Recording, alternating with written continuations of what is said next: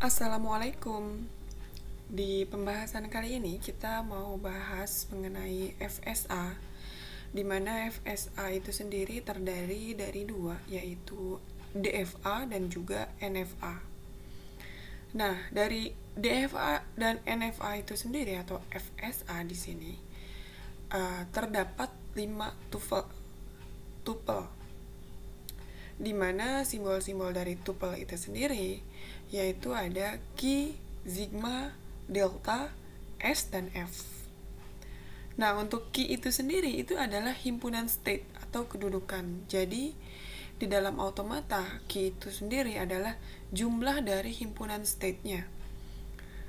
Ada berapa himpunan state-nya? Misalkan isinya adalah Ki 0, Ki 1, Ki 2. Itu adalah Ki. Itu adalah himpunan state-nya. Kemudian ada juga Sigma. Sigma di sini adalah simbol dari himpunan simbol input atau masukan atau abjad. Nah, di sini simbol-simbol di sini ini bisa merupakan dari abjad atau simbol atau huruf dan lain sebagainya. Kemudian ada delta. Delta di sini artinya adalah fungsi transisi. Jadi, pada saat kita sudah mengetahui himpunan state-nya apa saja, kemudian simbolnya apa, kita memerlukan fungsi transisinya. Yang berarti nantinya gambarnya itu nanti mau mengarah kemana. Itu tergantung dari fungsi transisi. Kemudian ada lagi S. S itu state awal atau kedudukan awal. Kalau kita belajar di JFLAP itu untuk state awal itu disebutnya adalah initial state. Nah, kemudian F. Simbol F di sini adalah himpunan state akhir. Jadi semua state akhir itu ditaruh di F. Misalkan state akhirnya tidak cuma satu.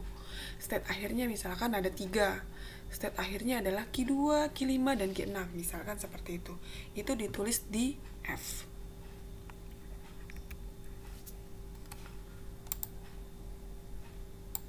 Kemudian, jenis-jenis dari FSA itu sendiri, tadi seperti yang saya sudah bilang, ada 2, yaitu DFA dan juga NFA.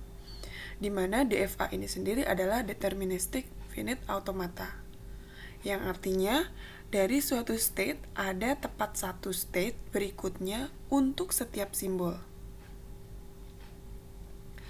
Nah, kemudian untuk NFA itu sendiri atau Non-Deterministic Finite Automata, artinya dari suatu state ada 0 atau 0, 1, atau lebih state berikutnya untuk setiap simbol masukan yang diterima. Bedanya seperti itu. Jadi untuk DFA itu selalu tepat 1, kemudian untuk NFA tidak tepat 1.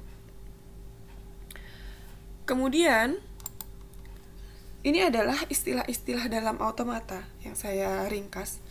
Ada beberapa istilah. Dan dari automata itu sendiri sebenarnya adalah mesin abstrak. Mesin abstrak yang bisa menggali atau merecognize, kemudian menerima atau membangkitkan sebuah kalimat dalam bahasa tertentu. Jadi kita nanti ada bahasa tersendiri, bisa dalam bentuk diagram atau dari kelanjutan mata kuliah teori bahasa dan automata itu ada yang namanya teknik kompilasi. Nanti kita belajar di situ ada tata bahasa, grammar intinya. Kemudian istilah lainnya di sini ada yang namanya simbol. Tadi sudah kita bahas simbol itu dilamakan dengan Z. Nah, simbol itu adalah sebuah entitas abstrak. Kemudian seperti halnya pengertian titik dalam geometri, di sini sebuah huruf atau sebuah angka dalam contoh simbol. Adalah contoh simbol. Jadi pada prakteknya untuk simbol di sini bisa inputannya A, B, C, D dan lain sebagainya atau 0, 1, 2 dan lain sebagainya.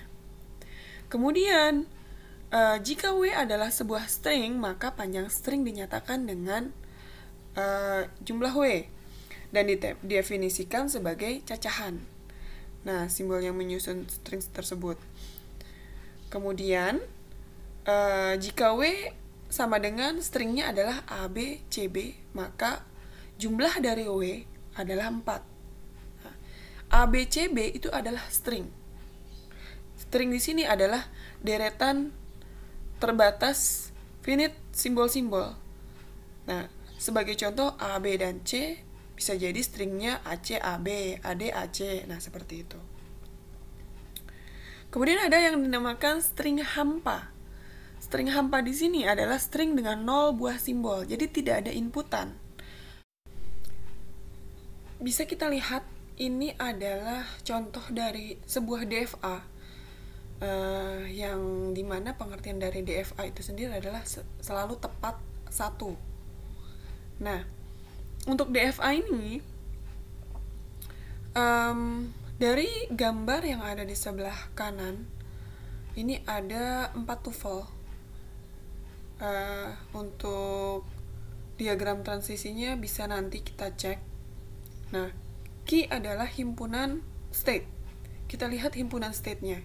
Himpunan state-nya di sini ada 3 state. State itu yang mana? State itu adalah yang ini. Ini key 0, key 1, dan key 2. Ini adalah state. Jadi key di sini ada key 0, key 1, key 2. Kalau misalkan ada key 4 di bawahnya, ya berarti di key di sini ada key 0, key 1, key 2, key 3, key 4, misalkan seperti itu. Itu untuk himpunan state. Kemudian untuk yang sigma ini adalah simbol. Kita lihat inputannya di sini. Ini ada key 0 input A, key 0 input B, key 1 input A. Kemudian key 1 input B. Ada lagi key 2 input A, ada key 2 input B. Itu adalah simbolnya, inputannya sigma di sini. Ada berapa inputan di sini? Ada 2. Ada berapa simbol? Ada 2. Kemudian S di sini adalah state awal. Kita lihat di sini. Tanda panah ke dirinya sendiri. Biasanya untuk state awal itu adalah key 0. Ada tanda panah ke dirinya sendiri. Kalau di gambar JFLAP bentuknya tanda panah ke dirinya sendirinya itu bentuknya segitiga. Kemudian F di sini adalah state akhir, himpunan state akhir. Karena state akhirnya cuma 1, jadi ditulisnya cuma key 2. Di sini state akhirnya ditandai dengan double cincin di sini. Ada ringnya, ada 2. Nah, kenapa dipakai kurung kurawa? Ini adalah tanda bahwa ini adalah himpunan. Sama seperti key di sini. Ini adalah himpunan state, jadi bisa lebih dari 1, dan F juga itu bisa lebih dari 1. Bisa jadi key 1 misalkan adalah state akhir juga. Seperti itu.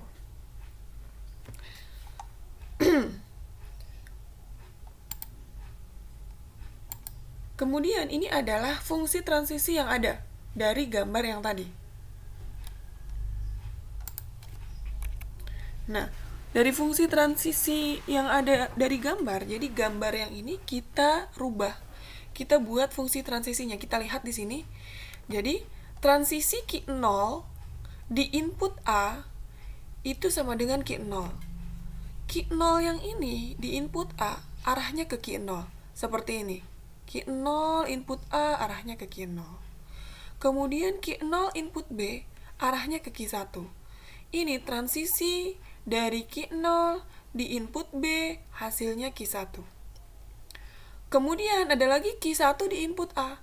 Key 1 di input A, key 1 di input A, hasilnya key 1 juga ke dirinya sendiri. Jadi, transisi key 1 di input A, hasilnya key 1.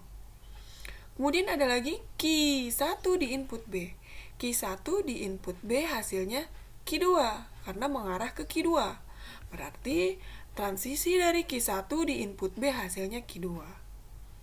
Transisi dari key 2 di input A hasilnya mengarah ke key 1. Transisi dari key 2 di input A hasilnya key 1.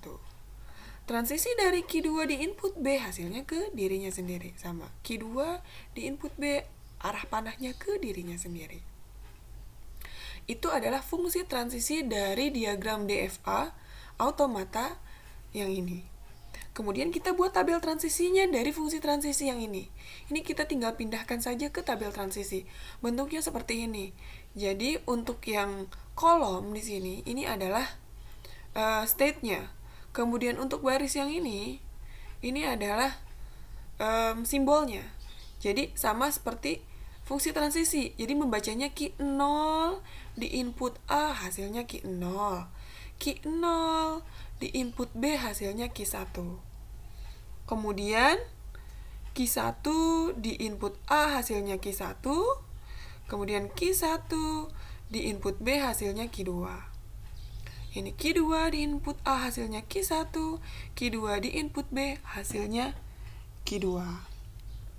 Seperti itu kira-kira. Oke, bisa dipahami. Nanti kita lanjut lagi ke bagian NFA-nya, atau bisa dibarengi dengan bagaimana membuat diagram automata menggunakan JFLAP di video yang lain. Bisa disimak, silahkan subscribe, komen, like ya. Terima kasih untuk supportnya. Wassalamualaikum warahmatullahi wabarakatuh.